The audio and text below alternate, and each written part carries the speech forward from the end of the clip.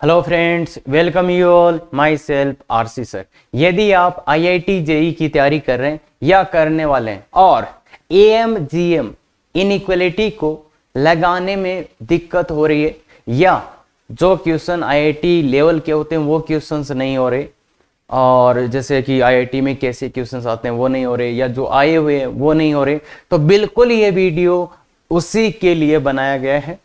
और यहाँ पे कंसेप्ट तो अपन देख ही चुके हैं। अब जो है वो क्वेश्चंस और अच्छे क्वेश्चंस की कैसे अपन सोचते हैं, तो वो अगर आप चाहते हैं कि मैं अच्छे से ट्राई करूं तो बिल्कुल ये वीडियो आपके लिए। क्या आप तैयार हैं? बिल्कुल। तो देखिए बच्चे, यदि पहला क्वेश्चन, यदि A B C greater than 0 है तो सिद्ध करे ये बराबर, ये ग्रेटर देन इक्वल टू कि ए बी सी पॉजिटिव दिए, तो ये देखते ही अपने दिमाग में ए बी सी धनात्मक है, तो एक किरण दौड़नी चाहिए कि अच्छा एमजीएम तो नहीं लगा रही है, तो इसलिए उसका ख्याल आता है। अब उसका ख्याल आता है और आते ही अपन देखते हैं कि किस में लगा सकते हैं। अगर लगाना है तो किस में लगा सकते हैं। तो अब आप सोच रहे होंगे कि किस में लगाएं सर, मतलब कि ये ब्रैकेट वाइज लगाने की कोशिश करते हैं। बिल्कुल, तो ब्रैकेट वाइज लगाएंगे तो ये पावर 7 पावर 4 ये नहीं आएगा भाई। अगर आप ब्रैकेट वाइज लगाने की कोशिश करोगे A plus B 1 plus A greater than equal to 1 into A की पावर 1/2, तो ये तो आ जाएगा 1 प्लस ए की power greater than equal to 2 root है। तो यहां से तो ये वाला नहीं बनने की लग रहा। और ये 7 कहां से जनरेट हो गया, ये 7 कहां से जनरेट हो गया, ये भी नहीं समझ में आ गया भाई। ये 7 कैसे आया, और ये 7 की पावर 1/7 और ये दिख रहा है, इसका मतलब पक्का कुछ कुछ कुछ कुछ पंगा हुआ है। तो फिर कैसे करें, फिर कैसे करें? यहां से तो अगर अपन करेंगे तो ये तो कुछ ही नहीं आने वाला। तो अब देखो उसने किया क्या होगा। तो इसका दूसरा मेथड मैंने क्या बताया था, अगर आपको ये एमजीएम लगाना है तो इसको ओपन कर लो। किसको? इससे नहीं होने वाला, तो इसको ओपन कर लो। किसको ओपन कर लो? 1 प्लस ए, भाई वो ये ना, फिर तो 1 प्लस बी, ये लिखा हुआ क्या है 1 प्लस सी।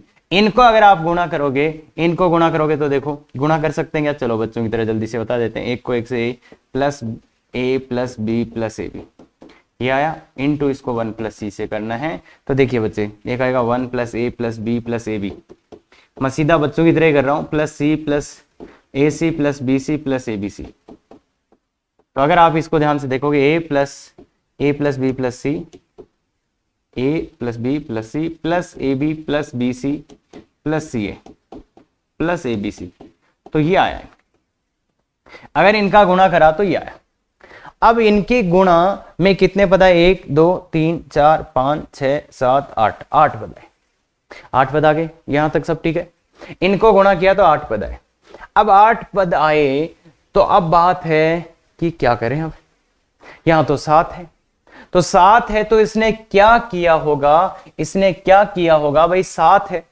अब 7 है तो किसको छोड़े, किसको छोड़ें? तो मतलब 7 में ही एमजीएम लगाया होगा। ये थोड़ा सा समझ में आना चाहिए क्यों 7 में लगाया, क्योंकि 7 यहाँ पे भी दिख रहा है और ये पावर भी 7 दिख रहा है, तो मतलब 7 ही संख्या में। तो इन्होंने किस 7 में लगाया? 1 2 3 4 5 6 और 7, मतलब इसको छोड़ देते हैं।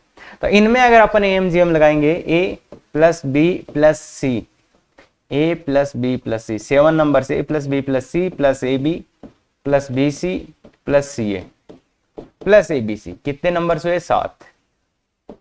Greater than equal to, greater than equal to, greater than equal to क्या होगा बच्चे, बोलो? ये अब इन सब का प्रोडक्ट, अब इन सब का प्रोडक्ट कितना होगा? A B C, A B, ये सब कुछ गुणा करना है इन सबको। इन सबको गुणा करोगे तो देखो आप क्या देख पाओगे। चलो मैं सीधा आपकी तरह कर देता हूं, ए बी सी गुणा ए बी गुणा बी सी गुणा सी ए गुणा ए बी सी की होल पावर 1/7। तो अब इसको गुणा करो, देखो एक ए और एक ए, कितने आ गए? 4।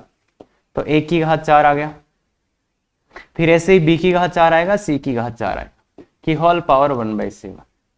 और इधर आ जाएगा ये जो है a plus B plus C plus A B plus B C plus C A plus A B c by 7। तो इसको उधर ले चलते हैं, इस 7 को उधर ले चलते हैं, उस 7 को इधर लेके चलोगे, उधर ले जाओ इसको, तो A plus B plus C plus A B plus B C plus C A plus A B C greater than और इक्वल टू 7 टाइम्स ए की पावर 4 बी की पावर 4 सी की पावर 4। यहां तक तो आई थिंक आप आराम से आ जाएंगे। अगर 7। अब बात ये है कि यहां से ये कैसे बनाएं, यहां से ये कैसे बनाओ। उसके बाद तो पता है अगर आप यहां से ये बना दिए, यहां से ये बन गया तो काम हो जाएगा। तो ये अपन ने किसको छोड़ा था, 1 को छोड़ा था क्या। तो क्या करते हैं बच्चे, ये ग्रेटर देन और इक्वल टू था इससे, तो अब क्या करते हैं कि इसमें 1 जोड़ देते हैं। क्यों जोड़ देते हैं, इस साइड में 1 जोड़ देते हैं। अगर इधर आपने 1 जोड़ दिया, अगर आप इधर 1 जोड़ दिया तो क्या हो जाएगा बच्चे, अगर आपने इधर 1 जोड़ दिया तो क्या हो जाएगा, ये बड़ा हो जाएगा क्या, किससे, 7 टाइम्स a की पावर 4 b की पावर 4 c की पावर 4 का होल पावर 1/7। अगर आपने इधर 1 जोड़ दिया तो ये इधर वाला पार्ट बड़ा हो जाएगा किससे, इससे, इससे बड़ा हो जाएगा। तो अब बताओ, अब बताओ, अब ये क्या बन गया, देखो ध्यान से देखो, ये वाला पार्ट इससे बराबर था या बड़ा था। अब इसमें मैंने 1 जोड़ दिया, वो क्यों जोड़ दिया, क्योंकि 1 यहां पे अपन ने छोड़ा था इसलिए वापस जोड़ना पड़ेगा। तो अब ये आ गया, अब ये तो किसका लिखा हुआ है, ये क्या लिखा हुआ है, ये तो ये लिखा हुआ है ना, अरे इसका प्रोडक्ट ही तो ये है, लाए थे ना आप, यही तो है। तो ये आ गया 1 + a 1 + b 1 + c greater than only greater than, और ग्रेटर देन हो जाएगा कितने से, 7 a की पावर 4 b की पावर 4 c की पावर। अब दोनों तरफ पावर 7 कर दो, ये 1/7 था ना, तो पावर 7 कर दो दोनों तरफ। तो 1 + a 1 + b 1 + c की होल पावर 7, सब जगह पावर 7 कर दो, होल पावर। तो ये 7 की पावर 7 और ये a की पावर 4 b की पावर 4 c की पावर 4, तो ये आ गया। तो इसको लाने के लिए आपको थोड़ा सा मेहनत करना पड़ा। अब ये प्रूव दैट में था तो इसलिए था, वैसे IIT एडवांस में आया हुआ क्वेश्चन है, अभी आपको पता चल रहा होगा। हाँ, तो अब इसमें क्या खास था और क्यों इसको कराया गया है, क्या यहां से अपने को सीखने को मिलेगा। तो देखिए बच्चे, ये जब आया था तो इस टाइम में क्या हुआ, सब AMGM लगा रहे थे 8 नंबर्स में, 8 नंबर्स में लगा रहे थे। तो 8 में लगाने से तो होना ही नहीं है, तो फिर एक हिंट अपने को यहां मिला इस 7 को देख के कि 7 ही नंबर्स में लगाना है। और फिर आप अगर थोड़ा सा और अच्छा देखते तो ये पता चलता कि देखो बच्चे, यहां इक्वल टू नहीं है, यहां क्या नहीं है, इक्वल टू नहीं है, यहां क्या नहीं है, इक्वल टू नहीं। इसका मतलब हो सकता है कि 7 नंबर्स में ऐड करके कुछ इधर ऐड कर दिया हो, जैसे अपन ने यहां पे ये 1 ऐड किया है, तो वो वाली बात यहां पे अपने को देखनी पड़ेगी। और ये काफी गजब का चीज था। तो अब तो हमें क्या, अरे सोचना सीखो। अब IIT वाले सोचवाते कैसे हैं तुमसे, बात ये ना कि आपको क्या चाहते हैं वो, कि आप रियल टाइम में कुछ देख पाओ। देखो AMGM सब पढ़ाते, और इसका पढ़ाया हुआ अभी 8 वाला वो सबने कराया है, पर अब ये आ गया तो अब उसने दे दिया ना ये कि वो 1 जोड़ने वाला कितने लोग सोच पाते। तो इस टाइप से IIT में क्वेश्चंस पूछे जाते हैं, थोड़ा ध्यान दीजिए। हाँ, और इस लेक्चर में भयानक क्वेश्चन आने वाले हैं। देखिए तो बच्चे, अगला क्वेश्चन, अगला क्वेश्चन काफी गजब का क्वेश्चन है। आप 5 मिनट ट्राई कीजिए, हो सकता है आपसे आंसर आ जाए, हो सकता है आपसे आंसर आ जाए, तो इसलिए 5 मिनट ट्राई कीजिए। मैं इसको देखता हूं। ABC धनात्मक है, ये दिया ही हुआ है, इसका मिनिमम मान देखो, तीनों चारों हिंट आ रहे हैं। ABC धनात्मक संख्या है, मतलब धनात्मक है, मतलब AMGM का थोड़ा सा हिंट मिला। फिर इसका न्यूनतम मान पूछ लिया तो थोड़ा सा और हिंट मिला, अच्छा AMGM हो सकता है। अब AMGM करना है, तो इन संख्याओं में AMGM लगाना। कितनी संख्याएं दिख रही है अभी, तो अगर मैं डिवाइड कर दूं ABC से सबको, तो मेरे को 1 की power 4 upon ABC 1 plus B की power 4 upon ABC 2 plus C की power 4 upon C, C square है। क्वेश्चन बिल्कुल सही है, C स्क्वायर अपॉन ABC। अब तुम बोलोगे सर 1 2 3, अगर 3 ही संख्याएं हैं तो अगर मैं AMGM लगाने, भाई और तो कुछ है नहीं, तो इसका मतलब इनका जो प्रोडक्ट है, इनका जो गुणा है वो अचर टाइप का आना चाहिए, कुछ और तो कुछ है ही नहीं अपने पास, तो अचर टाइप का इनका गुणा आना चाहिए। इसलिए अपन क्या करेंगे कि ABC, तो अभी अगर आप गुणा करते हो तो क्या आ रहा है, A की पावर 4 B की power 4 C square upon A cube B cube C cube. तो पहली 2 हिंट है यहाँ पे कि पूरे तो कट नहीं रहे। देखो गुणा क्या नहीं आ रहा, अचर तो नहीं आ रहा। अब यहाँ पे 2 हिंट क्या है, देखो A की पावर 4 आ रही है, B की पावर 4 आ रही है, तो सोचना ये चाहिए आपको कि C की भी पावर 4 ही आनी चाहिए। भाई ए की पावर 4 बी की पावर 4, तो सी की घात 4 ही आनी चाहिए। अगर सी की घात 4 आएगा तो कुछ हो सकता है। मेरा आप बोलोगे तुम सर सी की घात 4 तो है ही नहीं, यहां तो यही लिखा हुआ है। तो अब देखो मेरे को अगर आंसर इसका आना है तो थोड़ा तो ये तो करना पड़ेगा कि ए की घात 4 बी की घात 4, तो सी की घात भी कहीं 4 आए। अरे भाई सिमेट्रिक आएगा तभी तो कटेगा, मतलब सम्मित आएगा तभी तो कटेगा। अब तुम बोलोगे सर फिर ये एबीसी वाला ये भी कम आ रहा है, इसकी भी पावर जैसे इसकी पावर 4 आ रही है, यहाँ एबीसी की घात 4 आ रही है, तो यहाँ 3 ही आई और यहाँ 4, यहाँ 3 ही आई, मतलब एक कम है क्या ये? तो मतलब सी की घात बढ़नी चाहिए और इन ए बी की घात भी बढ़नी चाहिए। तो कैसे बढ़ सकती है? तो कैसे बढ़ सकती है? आई थिंक आप समझ गए होंगे। इसके 2 टुकड़े करने पड़ेंगे, इसके 2 टुकड़े करने पड़ेंगे, इस वाले के 2 टुकड़े करने पड़ेंगे। तो इसलिए क्या करोगे, इसके 2 टुकड़े ए की power 4 upon A B C है प्लस बी की power 4 upon A B C है, इसके 2 टुकड़े करने, और टुकड़े करने तो बराबर करने, तो c square by 2 a B c और plus C square by 2 a B c. ये इसके 2 टुकड़े हुए, ये बराबर इसके 2 टुकड़े हुए। अब गुणा करो, अब गुणा करो, अब गुणा करो इसको, अब गुणा करो इसको, अब गुणा करो। ए की घात 4 बी की घात 4 ऊपर सी की घात 4, नीचे क्या ए की घात, देखो 4 4 आ जाएगी, ए बी सी तीनों की घात 4। तो अब गुणा करेंगे तो काम हो जाएगा। तो अब लगा दो इन चारों में ए एम ग्रेटर देन और इक्वल टू जी एम। क्यों? क्योंकि गुणा अचर आ गया। तो ये थोड़ा सा चीज, अब यहां से यहां कैसे पहुंच गए, बस यही एक बात है जो अपने को आना है। और ये अपन देख चुके थे एम जीएम। एम जीएम अगर अपने को लगाना है तो बच्चे किस में लगाना है, यही इंपॉर्टेंट था क्या, कि किस में लगाना है अपने को। क्लियर है? तो बिल्कुल अब इसमें लगाना। तो कितने नंबर से 4, ए की power 4 upon A B C plus B की power 4 upon A B C plus C square upon 2 a B C plus C square upon 2 a B c by 4 a m, यही होगा 4 number. जी m, इन सब का multiply करो, a की power 4 upon A B c, b की power 4 upon A B c, c square upon 2 a B c into c square into 2 a B c की whole power 1/4। अब देखो उसको थोड़ा अच्छे से देख लो, ये तो क्या हो जाएगा, ए की पावर 4 प्लस बी की power 4 plus C square upon A B C, इस 4 को इधर ले जाएंगे, 4 आ जाएगा इंटू, अब ये क्या होगा देखो, ए की घात 4 बी की घात 4 सी की घात 4 कट जाएगा और ये आएगा 1/4 की होल घात 1/4।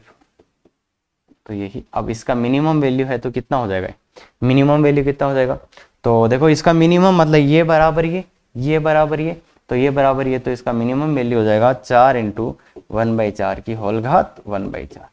तो ये आपका आंसर आ जाएगा। इसको सिंप्लीफाई कर लेना तो आराम से, कोई दिक्कत ही नहीं आएगा। क्लियर है ये बात? तो बस इसमें जो इंपॉर्टेंट था वो एक स्टेप था कि एम जीएम लगाना है तो संख्याओं का गुणा अक्षर आना चाहिए। उस अक्षर को लाने के लिए 2 हिंट थे, एक तो सी स्क्वायर, मतलब अच्छा इसमें सी की घात 4 बनानी है तो 2 टुकड़े कर दो, बस वही काम हो गया। दूसरा कि सम्मित भी आना चाहिए, तो वहां से भी हो गया।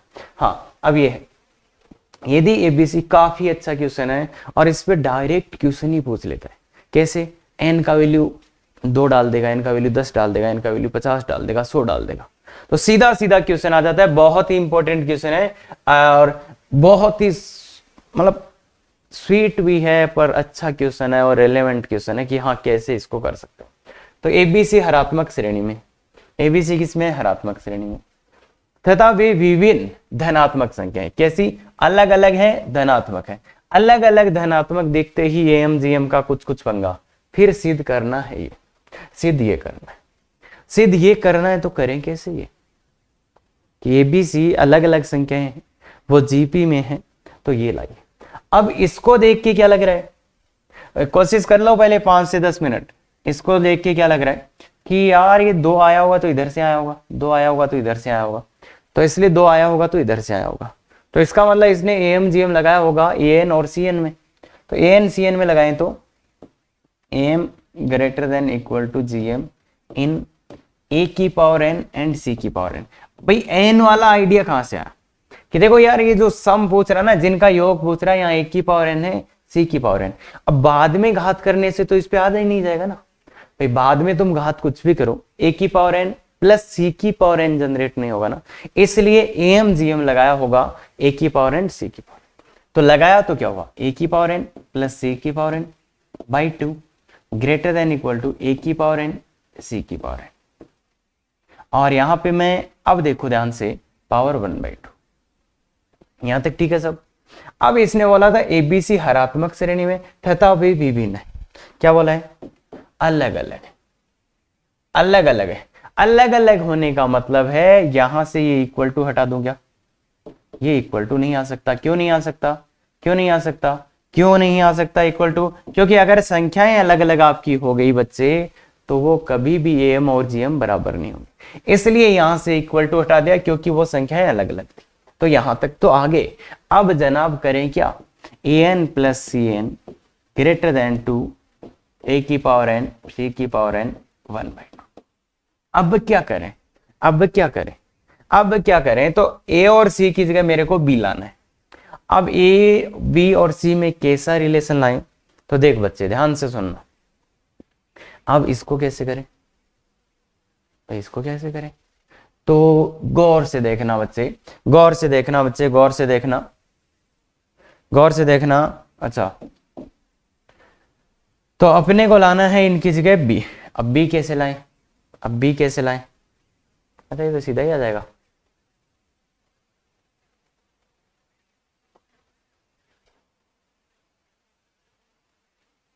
ऋणात्मक माध्य बी था, हाँ नहीं, ठीक है, यहां तक तो आ गया। अब इसको बी से कैसे करें, तो देखो बी क्या है, एबीसी, एबीसी किसमें है, एचपी में। हाँ बोलो बोलो कैसे आ रहा है बी, देखो खुद से, एबीसी एचपी में थे। तो अब क्या कर सकते हैं, अपने को ए सी का मान चाहिए और बी से कंपेयर, तो मैं ये बोल दूंगा बी ए और सी का, ए एंड सी का क्या है, ए एंड सी का एच एम है। तो अब अपन ये कर सकते हैं जीएम ग्रेटर देन और इक्वल टू एच एम, किसके लिए, ए और सी के लिए। तो ये ए और सी के लिए, तो ए सी का होल पावर 1/2 ए और सी के लिए। अब ए और सी का एच एम क्या है, ए और सी का एच एम देखो भाई, जीएम ये लगाया है अपन ए और सी के लिए। अब ध्यान से देखना, यहां पे जो इंटरेस्टिंग जो स्टेप है वहां पे बच्चे फंसते हैं, वो ये है कि यहां तक आ जाते हैं, पर अब यहां से यहां कैसे आए, तो देखो बी एचपी में था, अगर तीन संख्याएं एचपी में है तो बीच वाला बाकी दो का क्या होता है, एचएम होता है। तो इसलिए एसी का जीएम तो ये आया, एचएम क्या आएगा, बी आ जाएगा। और यहां पे भी इक्वल टू का साइन नहीं हो सकता, क्यों, क्यों नहीं हो सकता, क्योंकि संख्याएं अलग अलग है।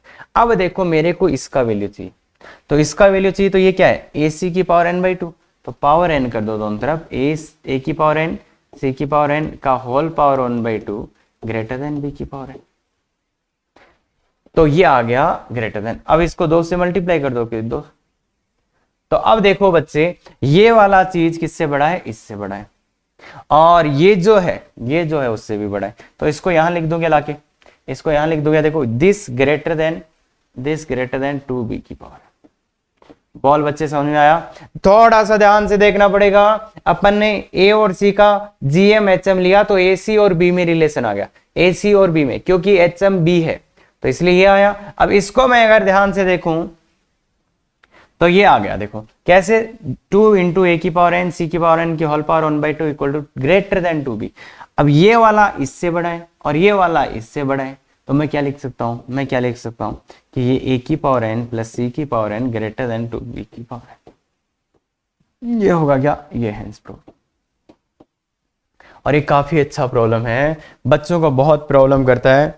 जेईई एडवांस वाले मल्टीपल क्वेश्चंस के जो ऑप्शंस होते हैं उसमें दे देते हैं कि एबीसी एचपी में है, तो ये सिद्ध करो, मतलब सिद्ध क्या, वो ऑप्शन दे देंगे ना। अब एक तरीका तो ये था कि आराम से ये तो कर ही लिया।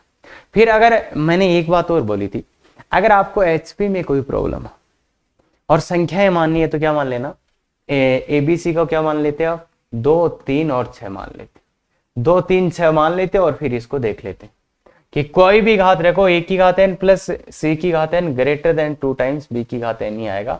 इन संख्याओं को आप चेक भी कर सकते हो।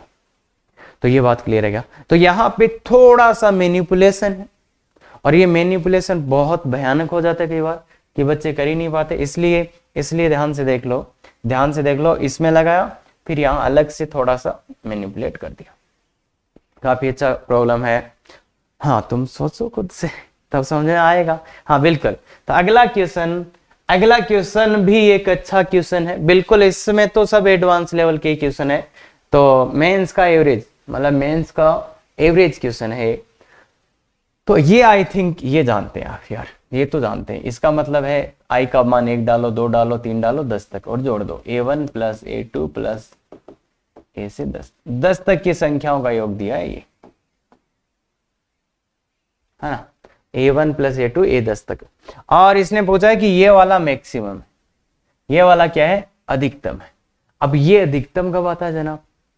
तो ये देखो यार, योग दिया है, गुणा पूछ रहा है, गुणा पूछ रहा है, पर गुणा भी खतरनाक वाला पूछ रहा है। कैसे? देखो देखो, पहले a की पावर a1 की पावर 1 है, a2 की 2, a3 की 3, a10 की 10। तो em gm तो लगाएंगे, em greater than equal to gm तो लगाएंगे, पर किस में लगाएं? लगाएं तो लगाएं किस में? किस में लगाएं?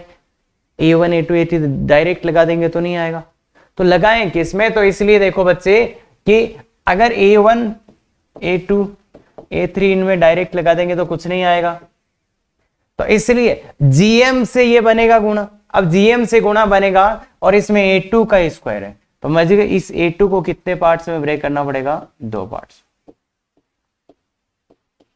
क्यों? क्यों? तभी तो gm में इसका स्क्वायर आएगा, 2 बराबर पार्ट्स में। इसको कितने पार्ट्स में ब्रेक करना पड़ेगा? पावर 3 चाहिए, तो a3/3, a3/3 और a3/3 ये करना पड़ेगा क्या?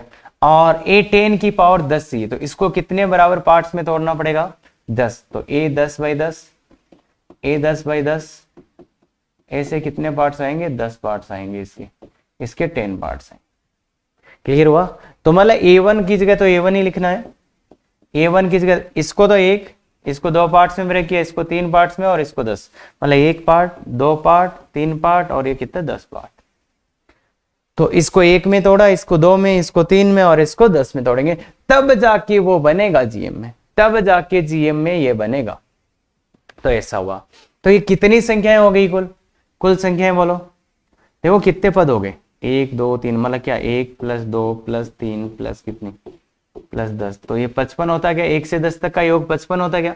तो 55 संख्याओं में एम जीएम लगाना है, 55 संख्याओं में एम जीएम लगाना है।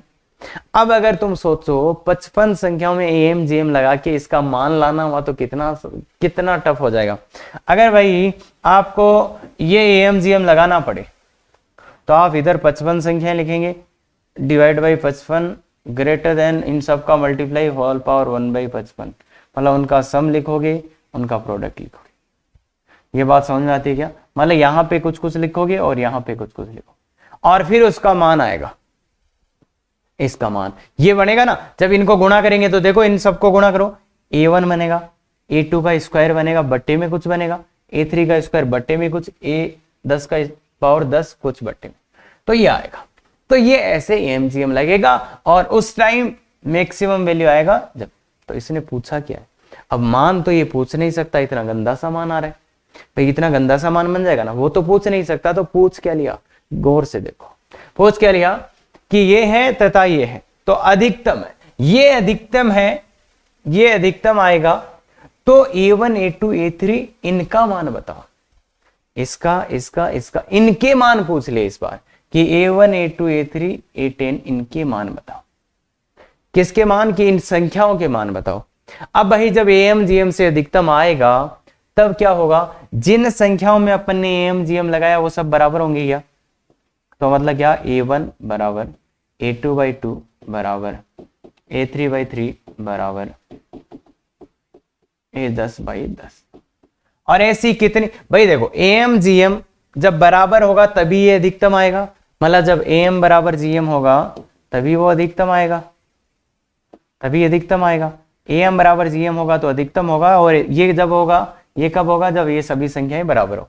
और ऐसी कितनी संख्याएं थी? ये 55 संख्याएं थी और सबकी सब बराबर थी, सबकी सब बराबर थी। तो इनका योग कितना आ रहा था? 385।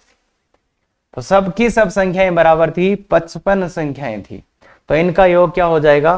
55 गुणा x, मान लेते हैं इन सबका योग एक सबका मान x है, सबका मान क्या है x, तो कुल योग कितना हो जाएगा 385। अब 55 में जब x में जब 55 का भाग दे दोगे 385 में तो कितना आ जाएगा 7। तो मतलब है ये 55 संख्याओं का योग 385 कब होगा, जब सबका मान क्या रहेगा 7 7 7। अरे भाई 55 को 7 से गुणा कर दो, ये आ जाएगा।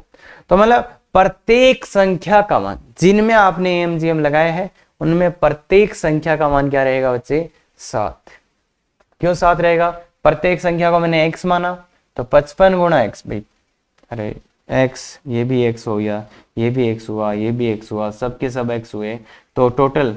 अब इसमें ये मत बोल देना कि सर ये तो ये है देखो 55 संख्याएं और सबकी सब बराबर है और सबका योग 385 है, तो प्रत्येक संख्या का मान कितना होगा 385 बट्टा 55। ये कहां से आया बच्चे, ये 385 बट्टे 55 से आया।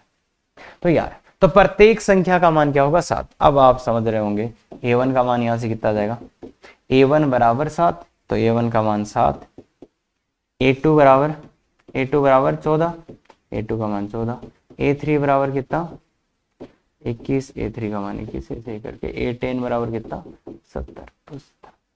तो ये ऐसे मान आई, तो इस टाइप से आपको निकालना पड़ेगा।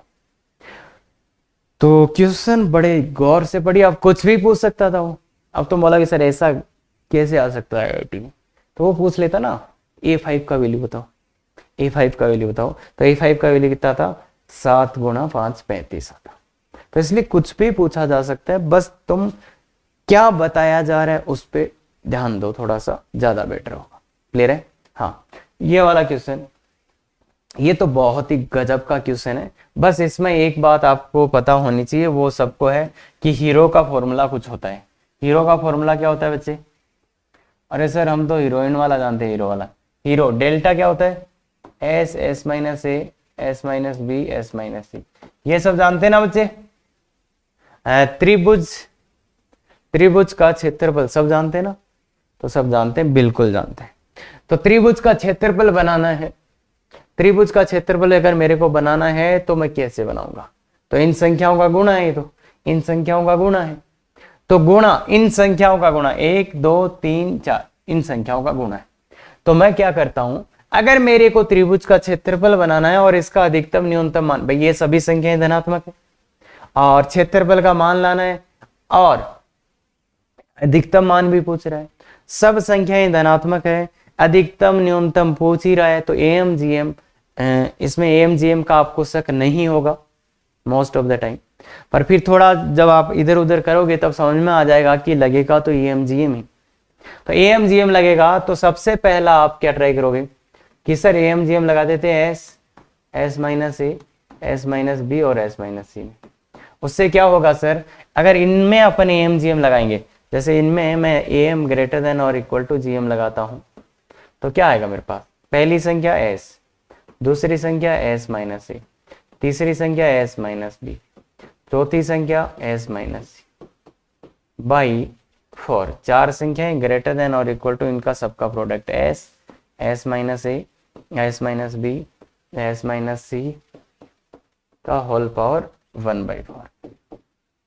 तो ये क्या हो जाएगा बच्चे, देख ध्यान से देख बच्चे, s s s s 4s minus ए प्लस बी प्लस सी, ए प्लस बी प्लस सी बटे 4 ग्रेटर देन इक्वल टू, ये क्या हो जाएगा बच्चे, ये क्या हो जाएगा एस एस माइनस ए, भाई इसको स्क्वायर कर दो दोनों तरफ से, तो S s minus a, s minus B, इसका वैल्यू चाहिए तो क्या कर दोगे डेल्टा स्क्वायर, मतलब इसका मान क्या आ जाएगा डेल्टा का स्क्वायर, तो डेल्टा स्क्वायर हो गए, डेल्टा स्क्वायर की होल पावर 1/4। सबसे पहले दिमाग में यही आएगा। अब ये क्या है, तो a plus B plus C, S क्या होता है, एस अर्ध परिमाप आप जानते हैं ना बच्चे, तो a प्लस बी प्लस सी का वैल्यू कितना आ गया, a प्लस बी प्लस सी का वैल्यू 2s, तो यहाँ पे क्या रख दिया इसकी जगह रख दिया 2s, तो ये देखो कितना आया 4s माइनस 2s, तो 2s बट्टा 4, तो s बट्टे 2 आ गया, ग्रेटर देन इक्वल टू ये डेल्टा की पावर 1/2, दोनों तरफ स्क्वायर कर दो, दोनों तरफ स्क्वायर कर दोगे तो क्या आ जाएगा एस स्क्वायर बटे 4 greater than equal to delta, ये आ गया। अब देखो ध्यान से देखना यहाँ क्या आ रहा है, डेल्टा लेस देन और इक्वल टू एस स्क्वायर बटे 4 है, तो डेल्टा का मैक्सिमम मान कितना हो गया, डेल्टा मैक्सिमम कितना हो जाएगा, एस स्क्वायर बटे 4। तो इसके हिसाब से आंसर अपना आ जाएगा कितना, के का मान कितना आ जाएगा 4। कोई दिक्कत ही नहीं होनी चाहिए बच्चे इसमें, बिल्कुल कोई दिक्कत आपको नहीं होनी चाहिए। सीधा सीधा s minus a s minus b s minus c में एमजीएम लगाया, सीधा सीधा आंसर आ रहा है, सब कुछ हो गया। अब बात आती है कि ये मान कब आएगा, एम बराबर जीएम लिया अपन ने, तो भाई ये दोनों को बराबर लिया तभी तो ये इसका ये मान कब है, जब एम बराबर जीएम हो जाए। अगर एम बराबर जीएम हो रहा है इसका मतलब क्या है, ये सभी संख्याएं, अगर एम बराबर आपने जीएम किया है इसका मतलब ये सभी संख्याएं बराबर होनी चाहिए, ये और ये। तो अगर ये संख्याएं बराबर होंगी तो एस बराबर एस माइनस ए, और ऐसे ही एस बराबर एस माइनस बी सब बराबर होंगे। बराबर होंगे तो क्या होगा, एस से एस कट जाएगा, 0 बराबर माइनस ए। तो ये आ गया कि ये संख्याएं बराबर तब होंगी जब एक का मान 0 होगा। क्या बात कर रहे हैं, एक का मान 0 कैसे हो सकता है, एक का मान 0 तो हो ही नहीं गा, एक का मान 0 हो ही नहीं सकता, इसका मतलब क्या है, ये संभव नहीं है, मतलब ये सभी संख्याएं बराबर नहीं हो सकती, तो ये संभव नहीं है, इसलिए ये भी संभव नहीं है, तो ये संभव नहीं है, तो फिर ये भी गलत है, ये भी गलत है। भाई अगर आपने s minus a s minus b s minus c में एमजीएम लगाया है और फिर आपने अगर इसका यूज किया है तो ये तभी संभव है जब ये सभी संख्याएं बराबर हो जाए, पर ऐसा हो ही नहीं रहा, ये संख्याएं बराबर ही नहीं हो रही, तो इसलिए ये संभव नहीं है। क्यों नहीं है भाई, एक का मान 0, अरे किसी भुजा का मान 0 थोड़ी आ जाएगा, एक क्या है भुजा, तो इसलिए इसे अब फिर निकालें कैसे सर, तो यहां पे देखो इस मेथड से तो कुछ भी नहीं है, इस मेथड से भी तो कुछ भी नहीं आएगा कि ये इस, मतलब ये जरूर बोल सकते हैं कि डेल्टा का मान एस स्क्वायर बाई 4 से छोटा होगा, पर कितना होगा, मतलब ये बराबर नहीं हो सकती, ये समझ, तो इसका मतलब ये तो नहीं लिख सकते। तो फिर क्या करें, अब फिर थोड़ी सी कलाकारी करके अपन इसमें एमजीएम का यूज कर सकते हैं, अदरवाइज तो नहीं होगा। तो ये काफी अच्छा क्वेश्चन है। अब क्या करते हैं ना अपन कि एस तो है, एस को बाद में मल्टीप्लाई करते हैं, एमजीएम लगा देते हैं, एमजीएम किस में लगा देते हैं। अब देखो इसको करने का प्रॉपर वे देखो क्या है, एमजीएम लगा दो आप s minus a s minus b और एस माइनस, इनमें लगा दो, तो 3 संख्याएं हुई, s minus A plus s minus b plus s minus c by 3 greater than equal to s minus a s minus b s minus c का whole power 1/3 का whole power 1/3 का whole power 1/3। अब क्या आएगा देखो, S s S कितना आ जाएगा 3s minus A plus B plus C by 3 greater than equal to, ये भी क्या हो गया, ये भी क्या हो गया। अब s minus a s minus b s minus c का वैल्यू क्या होगा, डेल्टा स्क्वायर बाई एस। अगर इसका आप मान निकाल लेते हो यहां से तो क्या आ जाएगा, डेल्टा स्क्वायर बाई एस, भाई डेल्टा स्क्वायर बाई एस की होल पावर थी। तो अब गौर से देखो ये है, ये कितना है 2s, तो 3s माइनस 2s, तो ये तो s आ गया, s by 3 greater than equal to delta, दोनों तरफ क्यूब करना पड़ेगा भाई, अब तो और तो कोई ऑप्शन लग नहीं रहा मेरे को, दोनों तरफ क्यूब कर दो, दोनों तरफ अगर आपने क्यूब कर दिया, दोनों तरफ अगर आपने क्यूब कर दिया तो क्या दे, देखो भाई यहां से कोई दिक्कत नहीं है, s minus a s minus b s minus c का वैल्यू यहां से मैं लिख सकता हूं डेल्टा स्क्वायर बाई 3, तो दोनों तरफ क्यूब करा तो ये एस का क्यूब बटे 27 greater than equal to delta square by S, तो एक एस इधर और चला गया, और इसको थोड़ा अच्छे से लिखे तो delta square less than equal to S की पावर 4/27। अब अंडरूट ले लो दोनों तरफ अंडरूट लिया जा सकता है क्योंकि धनात्मक है, तो ये आ जाएगा एस स्क्वायर बाई 3√3, 27 का रूट 3√3। तो ये डेल्टा इससे छोटा होगा या इसके बराबर होगा, तो डेल्टा का मैक्सिमम वैल्यू कितना हो सकता है, डेल्टा स्क्वायर बाई 3√3, तो 3√3, तो के का वैल्यू कितना आया 3√3, के का ये आंसर है।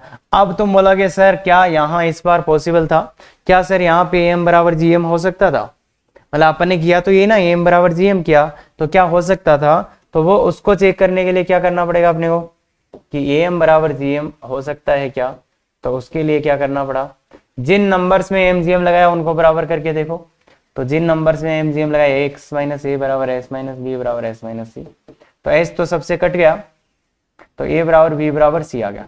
क्या ए बराबर बी बराबर सी हो सकता है? हो ही सकता है। कौन से त्रिभुज में? समबाहु त्रिभुज। तो ये समबाहु त्रिभुज में हो सकता है, समबाहु त्रिभुज में ये हो सकता है, संभव है, इसलिए ये सही मान। तो इसलिए बच्चे ये भी कई बार अपने को, अब देखो भाई s, s minus a, s minus b, s minus c चारों में लगा रहे थे तब प्रॉब्लम आ रही थी। क्यों आ रही थी? क्योंकि ये बराबर ही नहीं हो सकते। पर फिर अपन ने देखा s minus b, s minus c और एस माइनस ए में लगा देते हैं, इन तीन में लगाया तब कोई प्रॉब्लम नहीं आई और आराम से आंसर भी आ गया। क्लियर है क्या? तो इसको थोड़ा सा ध्यान में रखे कि हाँ यार ऐसा भी हो सकता है कि तीन में लगा रहे हो नहीं आ रहा, फिर वो करा ये करा, तो ये बहुत खतरनाक टाइप के क्वेश्चन है बच्चे। एडवांस का एवरेज क्वेश्चन है और ये क्वेश्चन आपके आवाज आएगा, 2-3 बार आ जाएगा, एसओटी में आ जाएगा, कहीं पे भी। तो थोड़ा ध्यान से देख लो। और यहां से जो सीखने वाली बात है ना वो ये है बच्चे कि अगर एएम जीएम से आप आंसर निकाल रहे हो, एएम जीएम से आंसर निकाल रहे हो, तो ये बात हमेशा याद रखना चाहिए कि मैक्सिमम मिनिमम वैल्यू बताने से पहले एक बार चेक कर लिया क्या वास्तव में एएम और जीएम बराबर हो सकते हैं। तो ये आपको चेक करना चाहिए। क्लियर है? तो अब अपन चलते हैं। ये थोड़ा सिंपल है बच्चे, सिद्ध करे ये ग्रेटर देन ये ग्रेटर देन ये तो गुणा दिख रहा है क्या? ये तो गुणा दिख रहा है क्या? जो गुणा दिख रहा है तो चलो यार लगा देते हैं। तो गुणा है, किस किस का गुणा है? 1, 3, 5 अप टू 2n-1, इन संख्याओं का गुणा है। तो गुणा है तो जीएम तो फिक्स हो गया। अब ये क्या है? अब इनके व्युत्क्रमों का योग का तो कोई मतलब नहीं है, तो इनका योग ही होगा। तो इसलिए लगा देते हैं AM greater than equal to GM. क्यों आइडिया क्यों आया? ये गुणा था, इसका मतलब ये तो इनका गुणा था, यहां कुछ आ रहा है तो उनका योग ही आएगा ना। क्यों? क्योंकि व्युत्क्रमों का योग तो आने का सवाल ही नहीं है।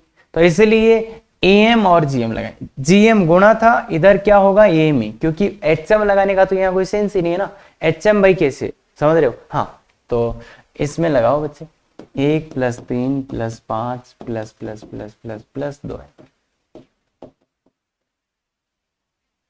बट्टे n कितने संख्या है देख लो भाई।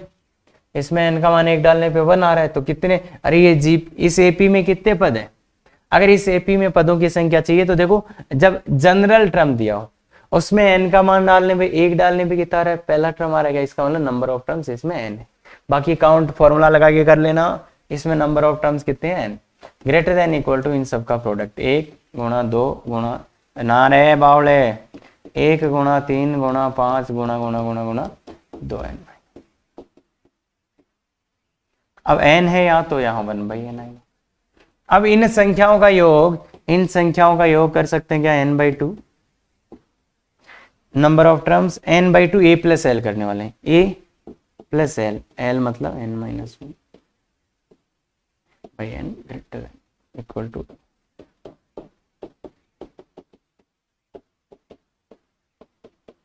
अब बच्चे गौर से देख, एक n से एक n कट गया, ये आया 2n, उससे 2 कट गया तो ये बचा n।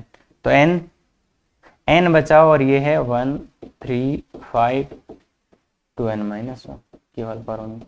तो दोनों तरफ पावर n कर दो, दोनों तरफ। तो n की power n greater than equal to 1 3 5, ये आ गया। दोनों तरफ पावर n कर दी तो ये आ गया। अब बात ये ना देखो, इक्वल टू नहीं आ सकता। क्यों? क्योंकि भाई ये संख्याएं तो बराबर हो ही नहीं सकती ना। एएम जीएम का ये इक्वल टू हटाना पड़ेगा। क्यों? क्योंकि 1 = 3 थोड़े हो जाएगा, बराबर 5 थोड़े हो जाएगा, ये संभव नहीं है। ये जो जिन संख्याओं में अपन ने एएम जीएम लगाया है, वो बराबर नहीं हो सकती। इसलिए ये इक्वल टू का साइन हटाना पड़ेगा, इसमें से भी हटाना पड़ेगा, इसमें से भी हटाना पड़ेगा, इसमें से भी हटाना पड़ेगा, इसमें से। तो ये आ गया प्रूव दैट वाला। कर सकते हैं ये बात? कर सकते हैं ना? अच्छे से कर सकते हैं क्या? बिल्कुल आराम से कर सकते हैं। तो देखिए बच्चे ने नेक्स्ट क्वेश्चन में अब आप क्या सोचोगे? सोच के बताओ कि ये कैसा आएगा। एक तरीका ये है कि सिद्ध करें तो आप n का मान डाल के देख लेंगे कि ये सही है कि गलत है। मान लो किसी क्वेश्चन का ऑप्शन में ये आता है कि ये वाला ऑप्शन सही है कि गलत है, तो आप n का मान डाल के चेक कर लोगे ना, n का मान 1 2 3। पर अभी तो कंसेप्ट लगाने की बारी है, तो आप सोचो कि कैसे आया होगा ये, या अपने को कहाँ से हिंट मिलेगा कि कैसे आया होगा। तो सोचिए बच्चे, सोचिए, गौर से सोचिए। तो गौर से सोचिए तो एक तो देखो n प्लस 1/2 दिख रहा है, n प्लस 1/2, मतलब एक तो दिख रहा है n प्लस 1/2। दूसरा एक दिख रहा है n फैक्टोरियल का होल क्यूब, n फैक्टोरियल का होल क्यूब, n फैक्टोरियल का होल क्यूब। n फैक्टोरियल का क्यूब है, n फैक्टोरियल है, इसका मतलब 1 गुणा 2 गुणा 3 ऐसा गुणा किया गया होगा, 4 गुणा गुणा गुणा n, तभी तो n फैक्टोरियल है। अब क्यूब है, इसका होल क्यूब है, इसका मतलब 1 का क्यूब, 2 का क्यूब, 3 का क्यूब, इनमें कुछ किया गया होगा। भाई देखो n फैक्टोरियल था, मतलब 1 गुणा 2 गुणा 3 इसका गुणा हुआ होगा। फिर इसमें क्यूब भी था, मतलब 1 का क्यूब, 2 का क्यूब, 3 का क्यूब। और अगर ये है तो इनसे इनका रिलेशन भी कुछ होता है, इनसे इनका रिलेशन भी कुछ होता है। तो इसलिए AMGM लगाया गया होगा, AM greater than equal to GM, किसमें, 1 का क्यूब, 2 का क्यूब, 3 का क्यूब, 4 का क्यूब, इनमें लगाया गया होगा। क्यों ऐसा लगा, क्योंकि देखो एक तो यहाँ पे क्यूब आना शुरू हो गए, एक यहाँ पे n प्लस 1/2, तो दोनों ही मैच मिल गए, n प्लस 1/2 और ये n फैक्टोरियल का क्यूब, दोनों ही मैच मिल गए, तो इसमें लगा। बाकी अब भी क्लियर नहीं है कि होगा या नहीं होगा एग्जैक्ट, तो इसलिए लगा के देख लेते। तो लगा के देखोगे तो यहाँ क्या आएगा, 1 का क्यूब प्लस 2 का क्यूब प्लस 3 का cube plus plus plus plus n का क्यूब बाई n, कितने नंबर है, ग्रेटर देन। अब इक्वल टू तो यहाँ आने का सवाल ही नहीं है।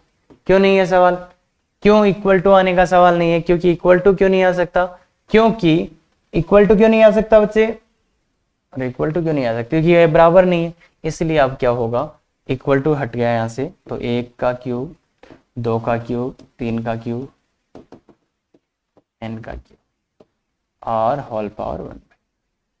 तो अब देखो बच्चे, अब यहाँ पे एक छोटा सा चीज है कि ये अगर आप 10th क्लास में पहले देखे हो तो आपको पता होगा, नहीं तो अभी आप ये नहीं कर पाएंगे कि इसका सम क्या होगा। और अगर आपने नहीं देख रखा तो ये क्वेश्चन भी नहीं समझ में आएगा। 11th क्लास के बच्चे इस क्वेश्चन को, ये टॉपिक पूरा होने के बाद देखेंगे तो समझ में आएगा।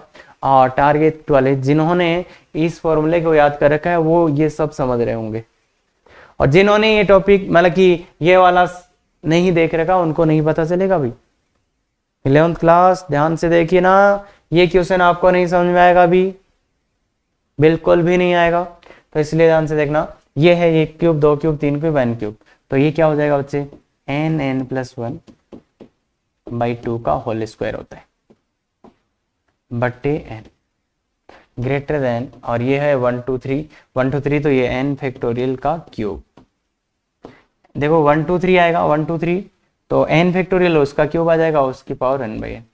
तो अब एक n से तो यहाँ पे एक n कट जाएगा, तो ये क्या हो जाएगा, ये क्या हो जाएगा, देखो n स्क्वायर को अलग कर लेते हैं तो वो n आ जाएगा, फिर ये बचेगा n प्लस 1/2 का square greater than n factorial का क्यूब का होल पावर। अब दोनों तरफ पावर n कर दो, दोनों तरफ पावर n, तो ये आ जाएगा n की पावर n और ये n प्लस 1/2 की whole power 2n greater than n factorial का क्यूब। तो ये आ गया, तो ये प्रूफ हो गया, सीधा हो गया, तो सीधा हो गया आराम से। तो आराम से देखो, और बाकी तभी समझ में आएगा जब अपने को ये सम आता हो, अदरवाइज ये क्वेश्चन नहीं समझ में आएगा, बिल्कुल आगे जाके वापस आएंगे तब देख लेना। हाँ अब ये है, ये क्वेश्चन है, अब ये क्वेश्चन भी काफी अच्छा क्वेश्चन है, IIT में आया वही है। तो बस मैं ये ऐसा हिंट ले रहा हूँ, सिद्ध करेंगे त्रिभुज ABC ये दे और गजर ये वाला। तो ये IIT एडवांस का क्वेश्चन है, पर ये अब तभी होगा जब अपन त्रिकोणमिति कर लेंगे, त्रिकोणमिति पूरी कर लेंगे, उसके बाद ये क्वेश्चन अपने को करना है। ये बात समझ में आती है बच्चे, पक्का? तो ठीक है, तो ध्यान में रखना इस क्वेश्चन को त्रिकोणमिति होते ही आप कर लेना, तो समझ में आ जाएगा, ये वाला वहां पे करा भी देंगे। अब बात है ये क्वेश्चन, अब ऐसे देखो ये IIT का ही क्वेश्चन है, और IIT में अक्सर ऐसे ही क्वेश्चंस आते हैं जिनमें अगर आपको कंसेप्ट क्लियर नहीं है तो टाइम ज्यादा लग जाएगा। और इनफैक्ट इस क्वेश्चन का आप सॉल्यूशन भी देखोगे ना, इतना गंदी तरीके से सॉल्व कर रखा कि समझ में नहीं आएगा हो क्या रहा है। और बहुत सी जगह ऐसा ही हो रखा है, जहां पे भी आप इसका सॉल्यूशन देखो बिना सोचे समझे 3 पेज भर देंगे। देखिए अगर इस क्वेश्चन का आप कंसेप्चुअल सॉल्यूशन देखना चाहते हैं तो बहुत छोटा है, वो बहुत छोटा है और बहुत ही छोटा तरीके से अपन इसको कर सकते हैं। तो इसने दिया था एबीसी समांतर, पहले खुद से ट्राई कर लो, कहीं ये ना रहे कि सर मेरे को ही आ जाते तो खुद से ट्राई कर लो। और इस क्वेश्चन का आंसर आ गया, आईआईटी एडवांस का ही क्वेश्चन है, एडवांस का ही क्वेश्चन है। अगर 15 मिनट से पहले भी आप आंसर ले आए तो ठीक है बच्चे, कोई दिक्कत नहीं है, बहुत अच्छा कर रहे हैं। 15 मिनट तक भी आंसर ले आए तो क्लियर है। तो इसलिए देखो इसका बेस्ट पॉसिबल जो सॉल्यूशन हो सकता है, तो ये समांतर श्रेणी में है तो 2b बराबर a प्लस c, पहली लाइन। ये गुणोत्तर श्रेणी में है, अब गुणोत्तर श्रेणी में है तो बी स्क्वायर का होल स्क्वायर, बीच वाले का whole square is equal to A square C square. तो यहां क्या आ गया बच्चे, ये आया b का पावर 4 इक्वल टू, या तो देखो दोनों तरफ अंडर रूट ले लो, बी स्क्वायर बराबर ए सी।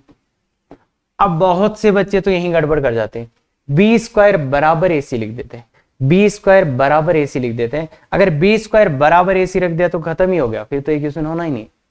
तो इसलिए पहली बात अंडर रूट अपन ने लिया है तो प्लस माइनस आएगा, ये बात अपने को समझ में आनी चाहिए। ये आ गया और ये आ गया। अब गौर से देखना, अब गौर से देखना, यहां से दो पॉसिबिलिटी बन रही है। एक पॉसिबिलिटी है b square equal to a c की, और एक पॉसिबिलिटी है b square equal to minus a c की। ये बात समझ में आती है, या तो बी स्क्वायर बराबर ए सी लोगे या तो बी स्क्वायर बराबर माइनस का ए सी लोगे। अब गौर से देखना, देखो ये लेने का मतलब एबीसी एपी में, अगर ये लिया इसका मतलब एबीसी एपी में थे, और अगर ये ले लिया, ये ले लिया तो इसका मतलब क्या हो जाएगा, एबीसी जीपी में। ये कंडीशन था क्या, अगर एबीसी एपी में भी हो गया और जीपी में भी हो गया, अगर ये लिया और ये लिया, अगर तीन संख्याएं जो एपी में भी है और जीपी में भी है, मतलब वो तीनों संख्याएं एपी में भी है, वो तीनों संख्याएं जीपी में भी है, इसका मतलब उनका बीच वाला बी होगा वो समांतर माध्य होगा, इसका बी होगा गुणोत्तर माध्य, और वो दोनों तो सेम है। तो इसलिए क्या हो जाएगा बच्चे, वो तीनों की तीनों संख्याएं सेम हो जाएंगी। अगर कोई भी तीन संख्याएं एपी में भी है जीपी में भी है तो एक ही पॉसिबिलिटी है कि वो तीनों संख्याएं समान है, एपी और जीपी। अगर तीनों संख्याएं दोनों में है तो वो दोनों ही संख्याएं समान है, तो समान है। अगर ये एपी में है जीपी में भी है तो समान संख्याएं ही ऐसा हो सकती है। तो इसलिए ये तो खत्म ही हो गया। क्यों, इसने बोला था एबीसी अलग अलग, एबीसी अलग अलग है, इसलिए ये तो काम ही खत्म हो गया कि ये वाला कंडीशन तो अपने को आंसर ही नहीं देगा। क्यों, क्योंकि अगर तीन संख्याएं एपी में भी होगी जीपी में भी होगी तो वो संख्याएं समान ही होगी। अब ये होगा कि जब आप इसको सॉल्व करोगे तो आपको लास्ट में जाके आ जाएगा कि तीनों ही संख्याओं का मान समान आ रहा है, तो इसलिए यहां से कोई सॉल्यूशन नहीं आएगा, यहां से ही सॉल्यूशन आना है।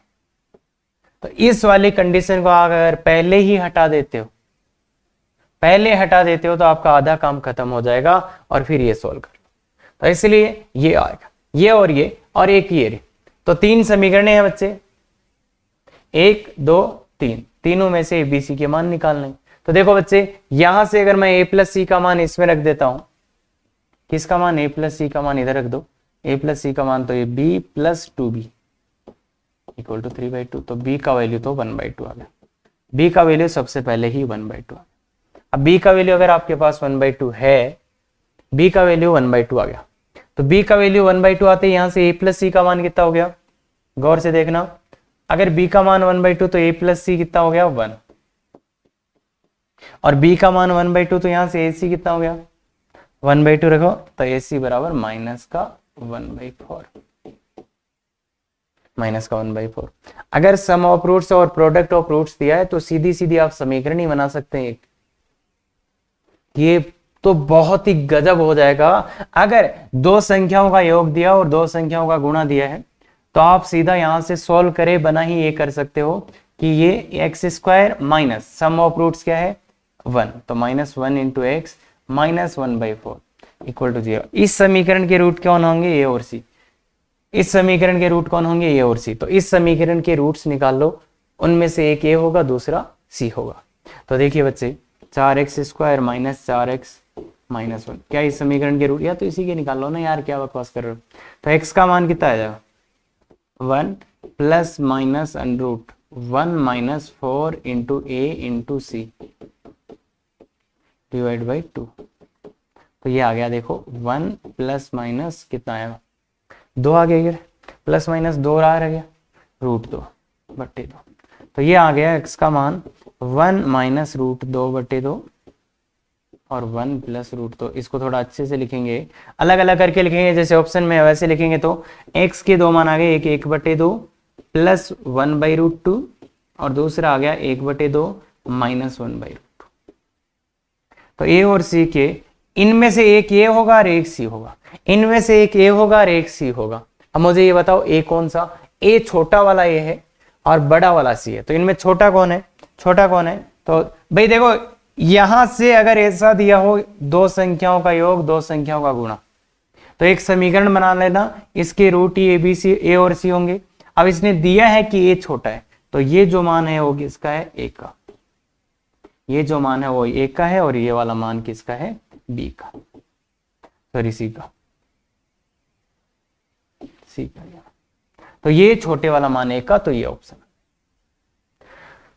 तो ये तो बहुत ज्यादा, अगर आप कंसेप्चुअल और बहुत अच्छी क्लियरिटी है तो कर सकते हैं। अब जो बच्चे क्वाड्रेटिक इक्वेशन नहीं पढ़ रखे उनके लिए ये थोड़ा सा मुश्किल हो सकता है, इसलिए उनके लिए मैं ये एडवाइस करूंगा कि वो यहां से इनको और इनको सोल्व कर लें। जैसे सी का मान उठा के इधर डाल देना, सी का मान उठा के इधर डाल देना, ए सी का मान कितना आ जाएगा 1 माइनस ए बराबर 1 बाई। अब ये जो समीकरण बनेगी वो यही समीकरण बनेगी, यही समीकरण बनेगी, उसको सोल्व कर देना। तो फिर आपको पास सी के ही दो मान आ जाएंगे, एक ये और एक ये, सी के या एक के दो मान आ जाएंगे, ये भी आएगा ये भी आएगा। तो फिर आपको जब बी का मान निकालोगे तब फिर सी के मान आ जाएंगे, फिर एक का मान निकालोगे तब समझ में आएगा कि वो एक पॉसिबल नहीं है दूसरा पॉसिबल, तो वो थोड़ा सा लेंदी चला जाएगा। और अगर आप इसको सोल्व करने लग जाते तो ये थोड़ा और लेंदी चला जाता है। तो ये तो मोस्ट पॉसिबल है, और वो तब है जब आपने सीक्वेंस सीरीज और क्वाड्रेटिक का तो मैंने बताया था ये, तो दोनों चीजें अपने को अच्छे से आती है तब। अदरवाइज तो आप इसको भी सोल्व करोगे एक बार तो ये और लंबा हो जाएगा, फिर आपको इसको सोल्व करने में भी टाइम लगेगा तो वो और लंबा हो जाएगा। पर बेस्ट जो हो सकता है वो ये। तो यहां पे एक चीज याद रखना कि अगर तीन संख्याएं दो सीरीज में होगी तो वो तो तीनों संख्याएं बराबरी होंगी। अब ये क्यों होगा, ये इसलिए होगा, कंसेप्चुअल इसलिए बोल रहा था मैं। अगर एबीसी एपी में है तो ये ए और सी का, अगर एबीसी एपी में तो ए और सी का एम क्या होगा बी, और अगर एबीसी जीपी में है तो ए और सी का जीएम क्या होगा बी। तो मतलब देखो जीएम और एएम बराबर आ गए ना, तो इसका मतलब है कि वो दोनों संख्याएं बराबर होंगी, मतलब ए और सी बराबर हो गया, तो वो वहां से आ रहा है। क्या बोला मैंने, अगर एबीसी एपी में तो ए और सी का एएम कौन आएगा बी, एबीसी जीपी में तो ए और सी का जीएम कौन आएगा बी, तो एएम और जीएम बराबर हो गया, मतलब वो संख्याएं बराबर है। कौन बराबर है, ए और सी, इसलिए वहां से ये चीजें आती है। तो वो आ गया तो बहुत गजब हो गया है। बाकी दिमाग को जितना खोलोगे उतना ही अच्छा मिलेगा आपको। क्लियर है, ये डीपीपी है। अगर आपको अच्छे से करना है तो बहुत अच्छी डीपीपी बनाएगी, ये सोच के करिए आराम से क्वेश्चंस को। और अगर ये आंसर की और लाइव क्लास में आना तो गूगल में, और ऐसे वीडियो चाहते हैं हिंदी मीडियम, बिल्कुल शेयर सब्सक्राइब लाइक करें। Thank you very much. Effective तैयारी करो।